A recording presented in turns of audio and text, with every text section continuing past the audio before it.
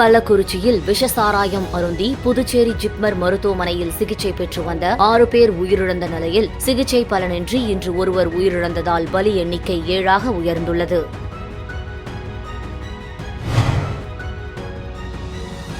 Pondicherry Round Table 70 சார்பில் தேர்ந்தெடுக்கப்பட்ட 70 மாணவர்களுக்கு வருடாந்திர கல்வி உதவித்தொகையினை முதல்வர் ரங்கசாமி வழங்கினார்.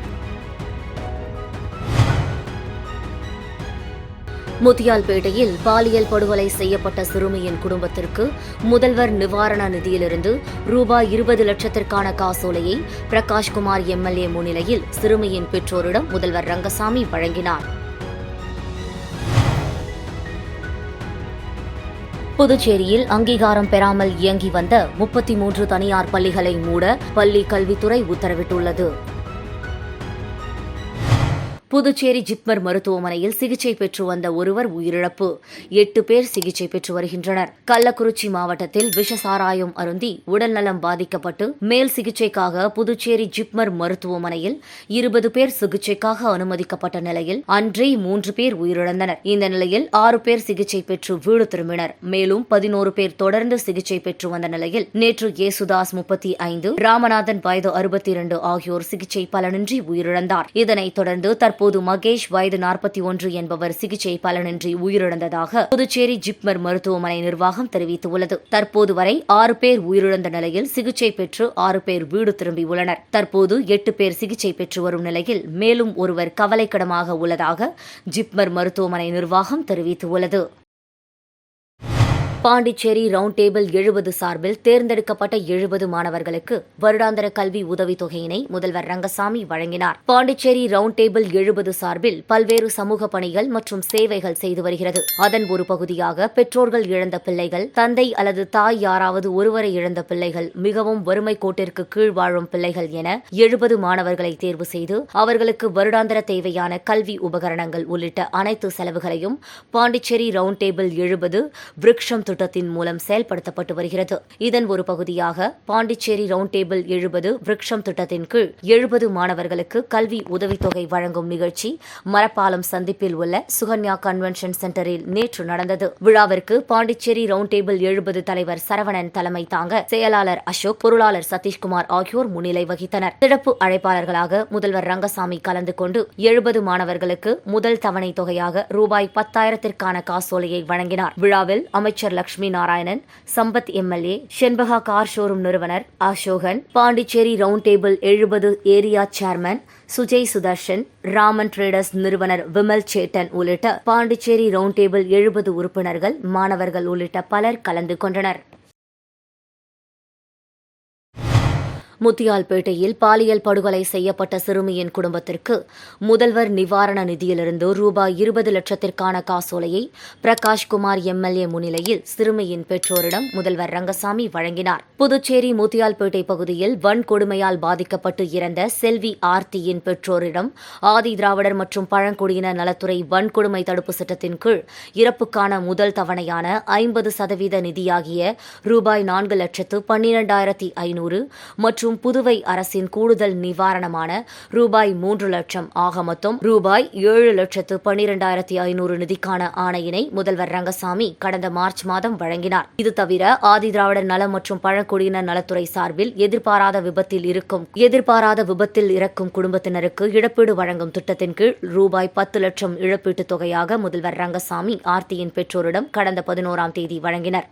மேலும் முதல்வர் ஏற்கனவே அறிவித்தபடி முதலமைச்சர் நிவாரண நிதியிலிருந்து ரூபாய் 20 லட்சத்திற்கான காசோலையினை சிறுமி ஆர்த்தியின் பெற்றோரிடம் முதல்வர் ரங்கசாமி இன்று வழங்கினார். இந்நிகழ்ச்சியின் போது தொகுதி சட்டமன்ற உறுப்பினர் பிரகாஷ்குமார் உடனிருந்தார். புதுச்சேரியில் அங்கீகாரம் பெறாமல் இயங்கி வந்த 33 தனியார் பள்ளிகளை மூட பள்ளி கல்வித்துறை உத்தரவிட்டுள்ளது. புதுவை பள்ளி கல்வி இயக்குநர் பிரியதர்ஷினி வெளியிட்டுள்ள செய்திக்குறிப்பில், புதுச்சேரியில் கல்வித்துறை ஆய்வின் போது உரிய அங்கீகாரம் இன்றி தனியார் பள்ளிகள் செயல்படுவது தெரியவந்துள்ளது. சட்டத்துக்கு முரணான வகையில் அங்கீகாரம் பெறாத 33 தனியார் பள்ளிகளை மூடுமாறு முதல் கட்டமாக கடந்த ஆண்டு டிசம்பர் 15ஆம் தேதி பள்ளி கல்வி இயக்ககம் உத்தரவிட்டது. தற்போது 2வது கட்டமாக மேலும் 33 அங்கீகாரமில்லா இல்லாத தனியார் பள்ளிகளை மூட பள்ளி கல்வித்துறை உத்தரவிட்டுள்ளது. எனவே அந்த பள்ளிகளில் தங்கள் குழந்தைகளை பெற்றோர்கள் சேர்க்கும் நிலையில் எதிர்காலத்தில் ஏதேனும் குறைகள் மற்றும் முரண்பாடுகள் ஏற்பட்டால் பள்ளி நிர்வாகமோ அல்லது பெற்றோர்களோ முழு பொறுப்பை ஏற்க வேண்டும். அங்கீகாரமின்றி பள்ளிகளை நடத்துவது சட்ட விதிகளை மீறுவதாக அமையும். குழந்தைகள் இலவச மற்றும் கட்டாய கல்வி உரிமை சட்டப்படி அங்கீகார சான்றிதழை பெறாமல் பள்ளியை தொடர்ந்து நடத்துபவர் அங்கீகாரத்தை திரும்பவும் பெற்ற பிறகு 1 லட்சம் வரை அபராதம் விதிக்கப்படும். தொடர்ந்து விதிமீறல் இருந்தால் தினமும் ரூபாய் 10,000 அபராதம் விதிக்கப்படும் என குறிப்பிடப்பட்டுள்ளது. அங்கீகாரம் இன்றி புதுச்சேரி பகுதியில் செயல்படும் தனியார் பள்ளிகளின் பெயர் பட்டியலையும் பள்ளி கல்வி இயக்ககம் வெளியிட்டுள்ளது. தற்போது 2 கட்டங்களாக அங்கீகாரமற்ற நிலையில் செயல்படும் 66 தனியார் பள்ளிகள் பட்டியல் வெளியிடப்பட்டுள்ளது என்பது குறிப்பிடத்தக்கது. காரைக்கால் மாவட்டம் திருநள்ளாறு காவல் நிலைய போலீசாரின் நடவடிக்கைகளை கண்டித்து மார்க்சிஸ்ட் கம்யூனிஸ்ட் கட்சியினர் கண்டன ஆர்ப்பாட்டத்தில் ஈடுபட்டனர். காரைக்கால் மாவட்டம் திருநள்ளாறு காவல் நிலையத்திற்கு வரும்போது மக்களுக்கு உரிய மரியாதை அளிக்கப்படுவதில்லை என்றும், புகார் அளித்தால் எந்த நடவடிக்கையும் எடுக்காமல் அலைக்கழிப்பதாகவும், சட்டவிரோத கும்பலுக்கு ஆதரவாக போலீசார் செயல்படுவதாகவும் கூறி மார்க்சிஸ்ட் கம்யூனிஸ்ட் கட்சியினர் திருநள்ளாறு காவல் நிலையத்தை முற்றுகையிட்டு போராட்டம் நடத்தப்படும் என மார்க்சிஸ்ட் கம்யூனிஸ்ட் கட்சியினர் அறிவித்திருந்தனர். அதன்படி மாவட்ட செயலாளர் தமீம் அன்சாரி தலைமையில் சுரக்குடி முகப்பில் 100க்கும் மேற்பட்ட மார்க்சிஸ்ட் கம்யூனிஸ்ட் கட்சியினர் ஒன்று கூடி பேரணியாக வந்து திருநள்ளாறு மேல வீதியில் கண்டன ஆர்ப்பாட்டத்தில் ஈடுபட்டனர். அப்போது போலீசாரை கண்டித்து கண்டன கோஷங்களை எழுப்பினர்.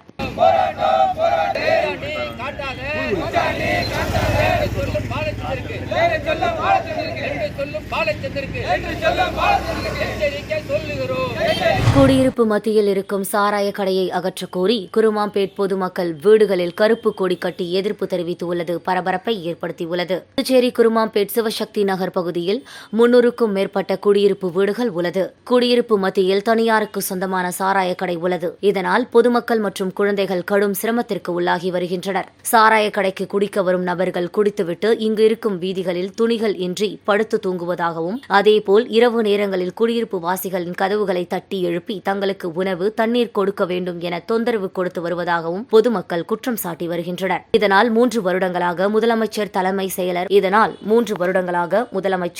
செயலர் மாவட்ட ஆட்சியரிடம் தொடர்ந்து மனுக்களை கொடுத்து வந்துள்ளனர். ஆனால் இதன் மீது எந்த ஒரு நடவடிக்கையும் எடுக்காமல் இருந்து வந்ததால் தற்பொழுது நாளை சாராய கடைக்கான ஏலம் விடப்பட உள்ளது. இதனை முன்னிட்டு குடியிருப்பு வாசிகள் தொடர்ந்து முதலமைச்சர், அமைச்சர், தலைமை செயலகம் மீண்டும் மனுக்கள் கொடுத்துள்ளனர். இதனிடையே சாராய கடையை அப்புறப்படுத்த வேண்டும், நாளை நடைபெறும் ஏலத்தில் இந்த பகுதியில் இருக்கும் சாராய கடையை ஏலத்திற்கு எடுத்துக் கொள்ளக்கூடாது, உடனடியாக இங்கு உள்ள சாராய கடையை அப்புறப்படுத்த வேண்டும் என வலியுறுத்தி 300க்கும் மேற்பட்ட வீடுகளில் அங்கு வசிக்கும் மக்கள் கருப்பு கொடிகளை கட்டி தங்களது எதிர்ப்பை தெரிவித்து வருகின்றனர். அப்படி தங்கள் கோரிக்கை ஏற்று நடவடிக்கை எடுக்கவில்லை என்றால் நாளை மிகப்பெரிய சாலை மறியல் போராட்டம் நடத்தப்படுவோம் என தெரிவித்துள்ளனர்.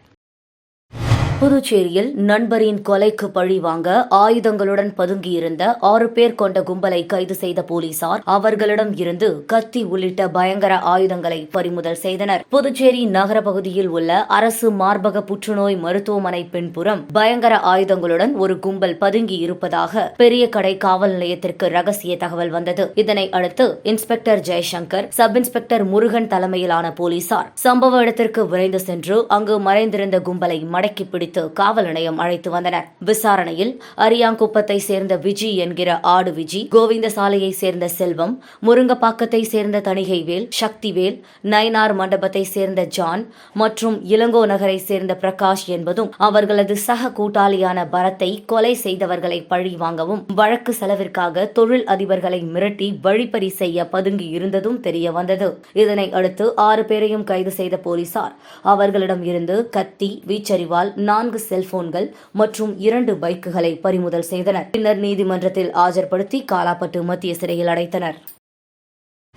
புதுச்சேரி பழைய துறைமுகத்திலிருந்து சுப்பையா சாலை முழுவதும் சாலையின் 2 புறங்களிலும் போக்குவரத்துக்கு இடையூறாக இருந்த ஆக்கிரமிப்புகளை போலீசார் பாதுகாப்புடன் பொதுப்பணித்துறை ஊழியர்கள் அதிரடியாக அகற்றினர். புதுச்சேரி நகர பகுதியில் போக்குவரத்திற்கு இடையூறாக உள்ள ஆக்கிரமிப்புகள் அகற்றப்பட்டு வருகிறது. அதன்படி புதுச்சேரி பழைய துறைமுகத்திலிருந்து சோனாம்பாளையம் 4 முனை சந்திப்பு வரை சுப்பையா சாலையின் 2 புறங்களிலும் உள்ள கடைகளால் போக்குவரத்து பாதிக்கப்பட்டு விபத்து ஏற்படுவதாக தொடர் புகார் வந்ததை தொடர்ந்து பொதுப்பணித்துறை காவல்துறை அதிகாரிகள் இன்று ஜேசிபி இயந்திரம் மூலம் போலீசாரின் பலத்த பாதுகாப்புடன் சாலைகளின் இரு புறங்களில் உள்ள ஆக்கிரமிப்புகளை அகற்றினர். இதற்கு ஒரு சில கடை உரிமையாளர்கள் எதிர்ப்பு தெரிவித்து அதிகாரிகள் மற்றும் போலீசாருடன் கடுமையான வாக்குவாதத்தில் ஈடுபட்டதால் சிறிது நேரம் பரபரப்பு நிலவியது. இதனை அடுத்து தொடர்ந்து ஆக்கிரமிப்புகள் அகற்றப்பட்டது. மேலும் தொடர்ந்து புதுச்சேரி முழுவதும் சாலைகளின் இருபுறமும் உள்ள ஆக்கிரமிப்புகள் அகற்றப்பட உள்ளது என்றும் தொடர்ந்து போக்குவரத்துக்கு இடையூறாக கடைகள் வைத்தால் கடுமையான நடவடிக்கை எடுக்கப்படும் என்று எச்சரித்தனர்.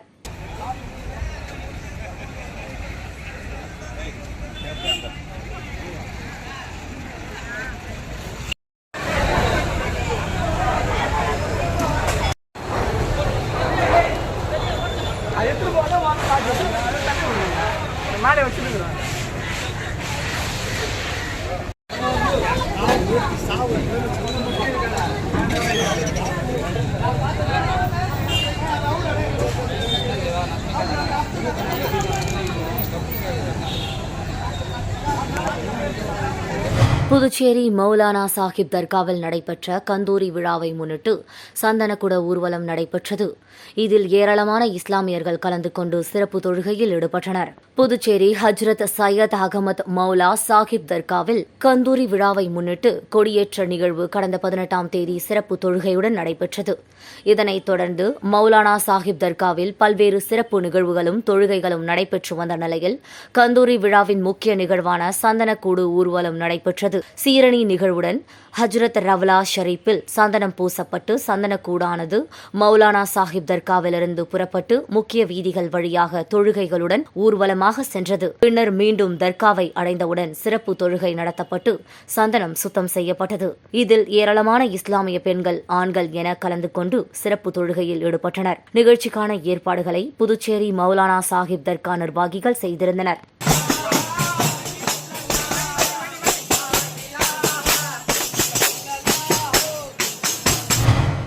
புதுச்சேரி MSME அலுவலகத்தில் நடைபெற்ற சர்வதேச சிறு குறு தொழில் தின விழாவில் பங்கேற்ற தொழில் முனைவோர்களுக்கு துறை சார்ந்த வசதிகள் மற்றும் அரசு திட்டங்கள் குறித்து விளக்கம் அளிக்கப்பட்டது. புதுச்சேரி தட்டாஞ்சாவடியில் உள்ள MSME அலுவலகத்தில் சர்வதேச சிறு குறு தொழில் தின விழா நடைபெற்றது. லகு உத்யோக் பாரதி சிறு குறு தொழில் முனைவோர் சங்கத்தின் தலைவர் பாஸ்கர் தலைமையில் நடைபெற்ற நிகழ்ச்சியில் துணைத் தலைவர் வேலுசாமி, பொதுச் செயலாளர் விஸ்வேஸ்வரன், பொருளாளர் சுரேஷ் பாபு ஆகியோர் முன்னிலை வகித்தனர். இந்த விழாவில் NSIC, MSME, DIC, SIDBI ஆகிய நிறுவனங்களின் உயர் அதிகாரிகள் பங்கேற்று MSME நிறுவனங்களுக்கு அந்த துறை சார்ந்த வசதிகளையும் அரசு திட்டங்களையும் விளக்கி கூறினார்கள். இந்த நிகழ்ச்சியில் MSME தொழிலதிபர்கள் சுமார் 50 பேருக்கு மேல் பங்கேற்று விழாவை சிறப்பித்தனர். புதுச்சேரி அரசு வேளாண் துறை சார்பில் ஏனாம் பிராந்தியத்தை சேர்ந்த விவசாயிகளுக்கு ரூபாய் 25 லட்சம் மானியம் வழங்கும் நிகழ்ச்சியை புதுச்சேரி அரசு டெல்லி சிறப்பு பிரதிநிதி மல்லாடி கிருஷ்ணராவ் தொடங்கி வைத்தார். புதுச்சேரி அரசு வேளாண் துறை சார்பில் ஏனாம் பிராந்தியத்தில் உள்ள 331 விவசாயிகளுக்கு சுமார் 25 லட்சம் மானிய நிதி உதவி வழங்கும் நிகழ்ச்சி நடைபெற்றது. இதில் புதுச்சேரி அரசின் டெல்லி சிறப்பு பிரதிநிதி மல்லாடி கிருஷ்ணராவ் சிறப்பு விருந்தினராக கலந்து கொண்டு விவசாயிகளுக்கு மானிய நிதி வழங்கும் அரசாணை வழங்கி சிறப்பித்தார். இந்த நிகழ்ச்சியில் தியான மண்டல நிர்வாக அதிகாரி முனிசாமி, வேளாண் இணை அமைச்சர், வேளாண்மை இணை இயக்குநர் சிவசுப்பிரமணியன் உட்பட பலர் கலந்து கொண்டனர். உருளையன்பேட்டை தொகுதிக்குட்பட்ட இளங்கோ நகர் வார்டு பகுதியில் நடைபெறும் சிமெண்ட் சாலை அமைக்கும் பணியினை ஆய்வு செய்த தொகுதி சட்டமன்ற உறுப்பினர் நேரு விரைந்து பணிகளை முடிக்குமாறு அதிகாரிகளிடம் அறிவுறுத்தினார். புதுச்சேரி உருளையன்பேட்டை தொகுதிக்குட்பட்ட இளங்கோ நகர் வார்டு பகுதியான ஜான்சி வீதி மற்றும் கண்ணகி வீதிகளில் சட்டமன்ற உறுப்பினர் தொகுதி மேம்பாட்டு நிதியின் கீழ் சிமெண்ட் சாலை அமைக்கும் பணி மற்றும் இருபுற கான்கிரீட் வாய்க்கால் அமைக்கும் பணிகள் நடைபெற்று வருகிறது. இப்பணிகளை தொகுதி சட்டமன்ற உறுப்பினர் நேரு நகராட்சி அதிகாரியுடன் ஆய்வு மேற்கொண்டார். மேலும் விரைந்து பணிகளை முடிக்குமாறு அதிகாரிகளிடம் அறிவுறுத்தினார். இந்த ஆய்வின் போது புதுச்சேரி நகராட்சி உதவி பொறியாளர் நமச்சிவாயம், ஊழியர்கள் மற்றும் மனிதநேய மக்கள் சேவை மைய நிர்வாகிகள் உட்பட அப்பகுதி மக்கள் உடனிருந்தனர். புதுச்சேரி அரசு நலவழித்துறை சார்பில் டாக்டர் அப்துல் கலாம் நினைவு ஆங்கில மேல்நிலைப் பள்ளியில் மலேரியா எதிர்ப்பு மாதத்தை கடைபிடிக்கும் வண்ணமாக ஓவிய போட்டி நடத்தப்பட்டது. புதுச்சேரி அரசு நலவழித்துறை சார்பில் தேசிய கொசு மற்றும் பூச்சிகளால் பரவும் நோய் தடுப்பு திட்ட அலுவலகம் மற்றும் மடுகரை சுகாதாரம் மற்றும் நலவாழ்வு மையமும் இணைந்து டாக்டர் அப்துல் கலாம் நினைவு ஆங்கில நடுநிலைப் பள்ளியில் பயிலும் மாணவ மாணவிகளுக்கிடையே மலேரியா எதிர்ப்பு மாதத்தை கடைபிடிக்கும் வண்ணமாக ஓவிய போட்டி நடத்தப்பட்டது. இந்த நிகழ்ச்சியில் மருத்துவ அதிகாரி பிரியதர்ஷினி மலேரியா காய்ச்சல் பரவும் மற்றும் தடுப்பு முறைகள் பற்றி சிறப்புரையாற்றி ஓவியப் போட்டியில் வெற்றி பெற்ற மாணவ மாணவியருக்கு பரிசுகள் வழங்கி சிறப்பித்தார். சுகாதார உதவியாளர் மதியழகன், கிராம செவிலியர் வாணி, ஆஷா ஊழியர்கள் ஷியாமலா, பள்ளி முதல்வர் அன்னபூரணி மற்றும் ஆசிரியர் பெருமக்கள் பங்கேற்று சிறப்பித்தனர். திண்டிவனத்தில் ஆன்லைன் லாட்டரி விற்பனை செய்த 3 பேரை கைது செய்த போலீசார் அவர்களிடமிருந்து பிறை உயர்ந்த பைக் மற்றும் காரை பறிமுதல் செய்தனர். திண்டிவனம் புதிய பேருந்து நிலையம் அருகே சட்டவிரோதமாக லாட்டரி விற்பனை நடைபெறுவதாக போலீசாருக்கு தகவல் வந்தது. இதனைத் தொடர்ந்து திண்டிவனம் காவல் நிலைய சப் இன்ஸ்பெக்டர் சந்திரசேகரன் தலைமையிலான போலீசார் சம்பவ இடத்திற்கு விரைந்து சென்று கண்காணிப்பு பணியில் ஈடுபட்டிருந்தனர். அப்போது சந்தேகப்படும்படி நின்றிருந்த 3 இளைஞர்களை விசாரணை செய்ததில் அவர்கள் முன்னுக்கு பின் முரணாக பதிலளித்தனர். இதனால் சந்தேகமடைந்த போலீசார் அவர்களை காவல் நிலையம் அழைத்து சென்று விசாரணை மேற்கொண்டதில் திண்டிவனம் காவேரிப்பாக்கம் பகுதியைச் சேர்ந்த சந்தானம், அஜித்குமார், சரத்குமார் என்பதும் சட்டவிரோதமாக ஆன்லைன் லாட்டரி விற்பனை செய்ததும் தெரியவந்தது. இதனை அடுத்து 3 பேரையும் கைது செய்த போலீசார் அவர்களிடம் இருந்து விலை உயர்ந்த பைக் மற்றும் காரை பறிமுதல் செய்தனர். மேலும் இவர்களுக்கு மூளையாக செயல்பட்ட செங்கல்பட்டு பகுதியைச் சேர்ந்த ஒரு நபரை போலீசார் தேடி வருகின்றனர். உயர்த்தப்பட்ட ஊதியமான ரூபாய் 18,000 வழங்க வேண்டும், பணி நிரந்தரம் செய்ய வேண்டும் உள்ளிட்ட பல்வேறு கோரிக்கைகளை வலியுறுத்தி அரசு பள்ளிகளில் மதிய உணவு சமைப்போர் 100க்கும் மேற்பட்டோர் கல்வித்துறை முன்பு கண்டன ஆர்ப்பாட்டத்தில் ஈடுபட்டனர். புதுச்சேரி கல்வித்துறையில் 20 வருடங்களுக்கு மேலாக அரசு பள்ளி மாணவர்களுக்கு மதிய உணவு சமைக்கும் பணிகளையும் அதை எடுத்து சென்று பல்வேறு பள்ளிகளுக்கு விநியோகம் செய்யும் பணியை 140க்கும் மேற்பட்ட ஊழியர்கள் செய்து வருகின்றனர். ரூபாய் 6,000 முதல் 8,000 வரை ஊதியம் பெற்று வந்த இவர்களுக்கு கடந்த ஆண்டு ஊதியத்தை உயர்த்தி 18,000 வழங்கப்படும் என சட்டப்பேரவையில் முதல்வர் ரங்கசாமி அறிவித்தார். ஆனால் இதுநாள் வரை அவர்களுக்கு அறிவித்த ஊதியம் வழங்கப்படவில்லை. இந்த நிலையில் உயர்த்தப்பட்ட ஊதியத்தை வழங்க வேண்டும், பணி நிரந்தரம் செய்ய வேண்டும் மற்றும் மே மாத ஊதியம் வழங்க வேண்டும் உள்ளிட்ட பல்வேறு கோரிக்கைகளை வலியுறுத்தி 100க்கும் மேற்பட்ட மதிய உணவு சமைக்கும் ஊழியர்கள் கல்வித்துறை கண்டன ஆர்ப்பாட்டத்தில் ஈடுபட்டனர். மேலும் கோரிக்கைகளை அரசு நிறைவேற்றாவிட்டால் தொடர் போராட்டத்தில் ஈடுபடுவோம் என எச்சரிக்கை விடுத்தனர். அரசு தொடக்கப்பள்ளி சித்தன்குடிசை வட்டத்தில் இன்று ECCயின் brushing day, my body health மற்றும் ஹைஜீன் என்ற தலைப்பில் LKG, UKG மாணவர்களுக்கு பல்வேறு நிகழ்ச்சிகள் நடத்தப்பட்டன. இதனில் டாக்டர் திருமதி ரெமோனா அவர்கள் பற்களின் பாதுகாப்பு பற்றி விழிப்புணர்வு வழங்கி சிறப்பித்தார்கள். மாணவர்களுக்கு paste, brush, soap, nail cut, hand wash போன்ற அத்தியாவசிய பொருட்கள் வழங்கப்பட்டது. நிகழ்ச்சியினை பள்ளி தலைமை ஆசிரியர் P. உமாதேவி அவர்கள் தலைமை ஏற்று தொடங்கி வைத்தார்கள். மேலும் பள்ளி ஆசிரியர்கள் திரு ரமேஷ், திருமதி மோகனாம்பாள், திருமதி பிரியா, திருமதி பானுமதி என்கிற முத்துலட்சுமி ஆகியோர் விழா ஏற்பாடுகளை செய்திருந்தனர். ஆசிரியை மோகனாம்பாள் நன்றி உரையாற்றினார். கள்ளக்குறிச்சியில் விஷசாராயம் அருந்தி புதுச்சேரி ஜிப்மர் மருத்துவமனையில் சிகிச்சை பெற்று வந்த 6 பேர் உயிரிழந்த நிலையில் சிகிச்சை பலனின்றி இன்று ஒருவர் உயிரிழந்ததால் பலி எண்ணிக்கை 7ஆக உயர்ந்துள்ளது.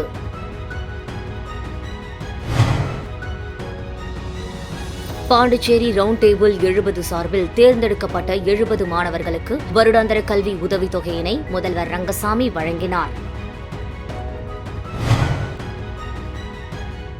முத்தியால்பேட்டையில் பாலியல் படுகொலை செய்யப்பட்ட சிறுமியின் குடும்பத்திற்கு முதல்வர் நிவாரண நிதியிலிருந்து ரூபாய் 20 லட்சத்திற்கான காசோலையை பிரகாஷ்குமார் MLA முன்னிலையில் சிறுமியின் பெற்றோரிடம் முதல்வர் ரங்கசாமி வழங்கினார்.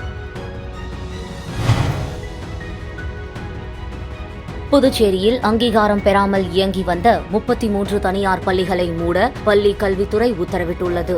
செய்திகளை துல்லியமாக தெரிந்து கொள்ள கிரியேட்டிவ் மீடியா நியூஸ் யூடியூப் சேனலை சப்ஸ்கிரைப் செய்து கொள்ளுங்கள். வணக்கம்.